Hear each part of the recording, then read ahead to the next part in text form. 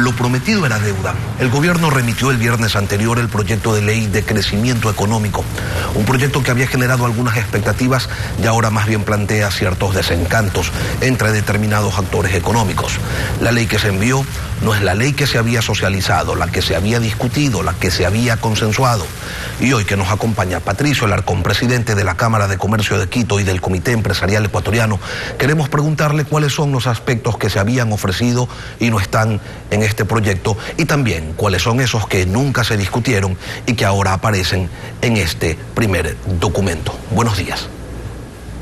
Buenos días, Lenin. Un cordial saludo a la audiencia de Contacto Directo. Mire, Lenin, creo que esta ley en aspectos de las reformas al Código Monetario es positiva. Creo que esta ley en cuanto a los cambios en la Ley de Finanzas Públicas es positiva. Creo que la ley en cuanto a la reforma tributaria deja mucho que desear. Creo que esta ley tiene problemas ya que no está promoviendo la competitividad, no promueve la creación de empleo, no incentiva la inversión, frena el consumo en el Ecuador y por ende no va a generar el crecimiento esperado en la economía para que el Ecuador salga adelante, Lenin. ¿Y cuáles son esos aspectos que ponen cortapisas a la actividad productiva a los que usted se refiere? Seamos específicos y hablemos de algunos de ellos.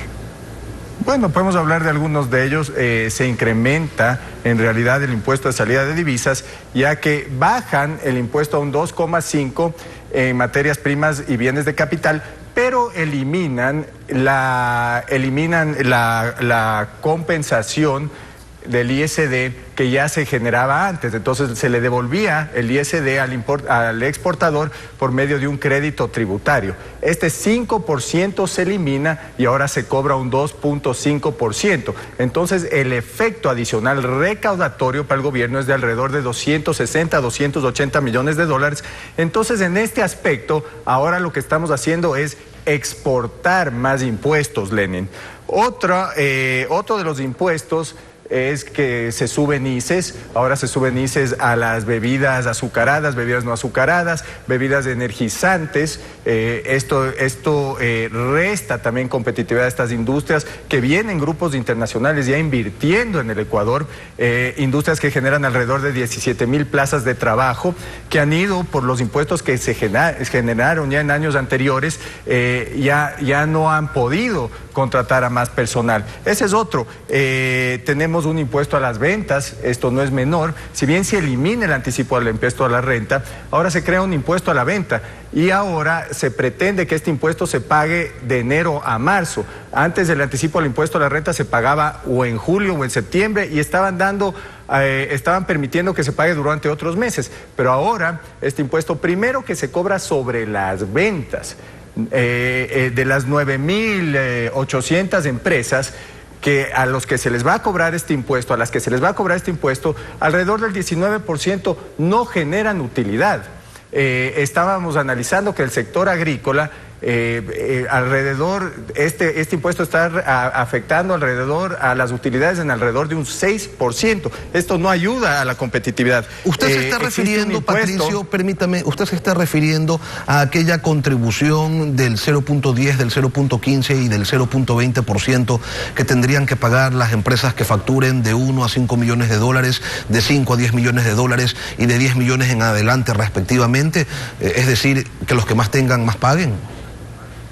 Bueno, no necesariamente los que más tengan, son las empresas en general que están realizando sus actividades. Muchas empresas en este momento en el Ecuador, ya le dije, el 19% de las empresas a las que se les va a cobrar estos impuestos no están generando renta, no están generando utilidades. Entonces, además, sea en el monto que sea, van a tener que seguirse endeudando para poder pagar este impuesto. Es un impuesto sobre la venta. Un impuesto sobre la venta no tiene sentido. Los impuestos tienen que ser cobrados sobre la utilidad. Y ahora les quita más liquidez durante los meses de enero, febrero y marzo, ya que se tiene que pagar durante estos meses el impuesto. Existen otros impuestos. Patricio, pero ese impuesto en particular al que usted hace referencia, resulta que las 6,880 empresas que facturan entre 1 y 5 millones de dólares, lo que tendrían que pagar promediado es menos de 2.500 dólares al año.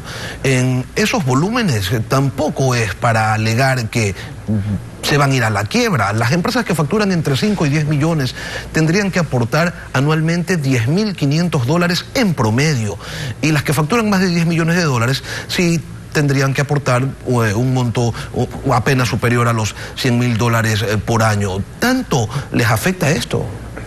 Mire, nadie dice que las empresas se van a ir a la quiebra, nadie dice que el monto es excesivo, pero en este momento, cuando tenemos que impulsar la competitividad en el país, en este momento cuando las utilidades de muchísimas empresas son bajas, en este momento cuando el 19% de las 9.800 empresas que pagan este impuesto pierden dinero, entonces no es lo óptimo afectarles más en cuanto a la liquidez, sea $1.000, sea $10.000, sea $40.000. Los impuestos tienen que pagarse sobre la utilidad, no sobre la venta. Patricio, ahora, ustedes hablan de las afectaciones a la competitividad, hablan de los costos laborales, hablan de los costos tributarios, de la inseguridad jurídica, y todo eso es cierto, pero nadie habla del costo del dinero. Las tasas de interés en niveles absurdos aquí en el país para la micro y para la pequeña empresa, y muy poco competitivos en relación a otros países dolarizados para los otros segmentos de la economía. Y sin embargo eso en este proyecto no se ataca, y ustedes tampoco como que dicen mayor cosa.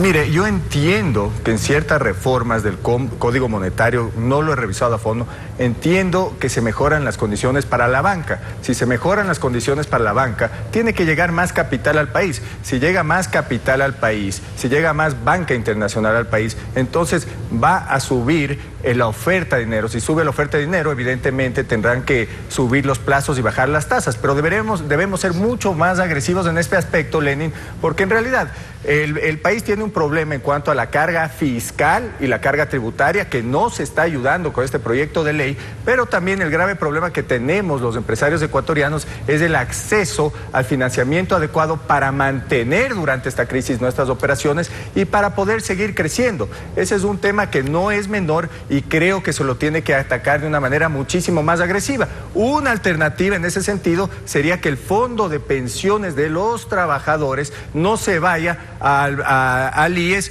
para que se siga malgastando este dinero, pero que pueda insertarse en el sector productivo. Esa es una propuesta que nosotros también la venimos trabajando.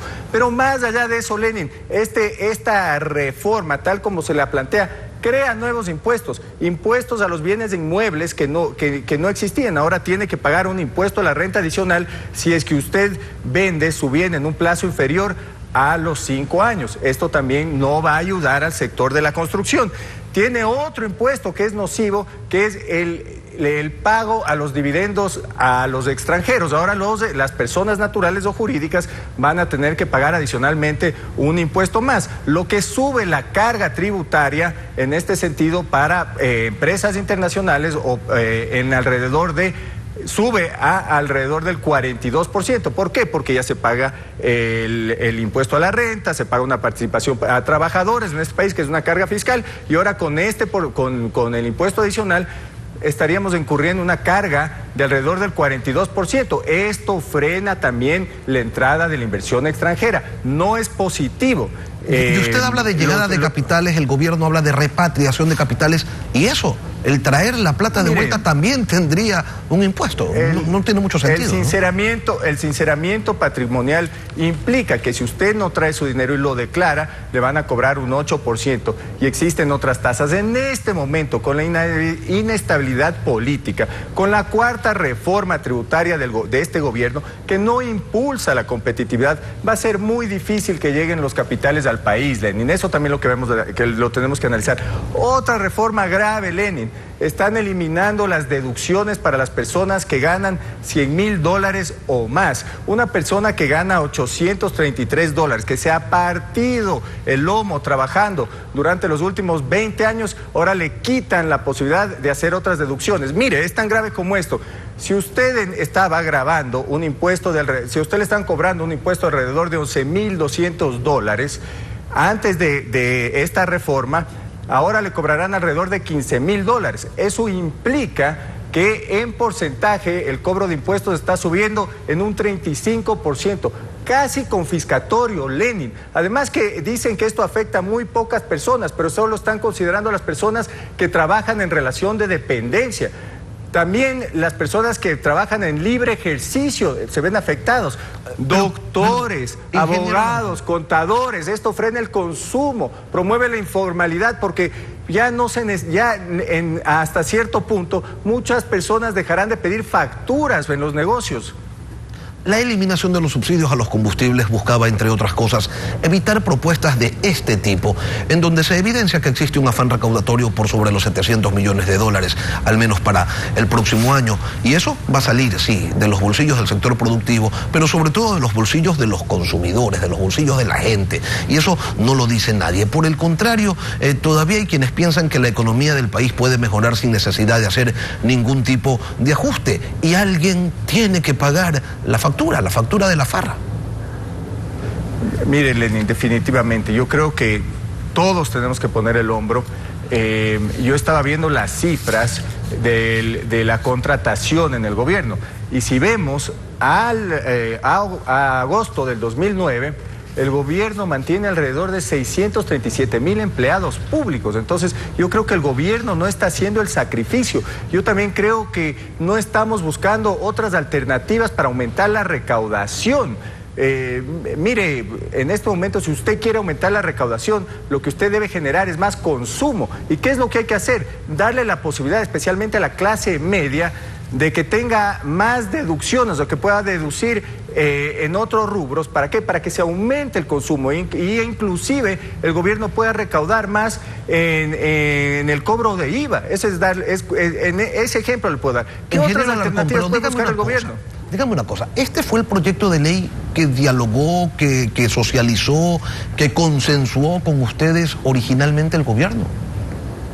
Mire, nosotros recibimos este proyecto de ley después de que lo recibió la Asamblea, después de que lo recibieron ciertos medios de comunicación. Ahora me estoy dando cuenta que el gobierno está recaudando 700 millones de dólares más a cambio de eliminar impuestos como el anticipo al impuesto a la renta y a cambio de bajar alrededor de 100 millones de dólares en aranceles. Si usted me pregunta a mí, en este momento, en cuanto a la reforma tributaria puntualmente, yo prefiero quedarme con el régimen actual, que nos afecta menos en la liquidez del sector productivo. Se grabarían menos impuestos. Esta reforma, estimado Lenin, es recaudatoria y tenemos que discutir muchísimos de los artículos que van a terminar afectando al ciudadano, al sector productivo. El impuesto a la venta también puede crear un impuesto en cascada, ojo, ¿no? Patricio Alarcón. El que vende materia prima, transforma, comercializa y sucesivamente, mi querido Lenin. Patricio Alarcón, presidente del Comité Empresarial Ecuatoriano y de la Cámara de Comercio de Quito. Gracias por venir a Contacto Directo. Muchas gracias.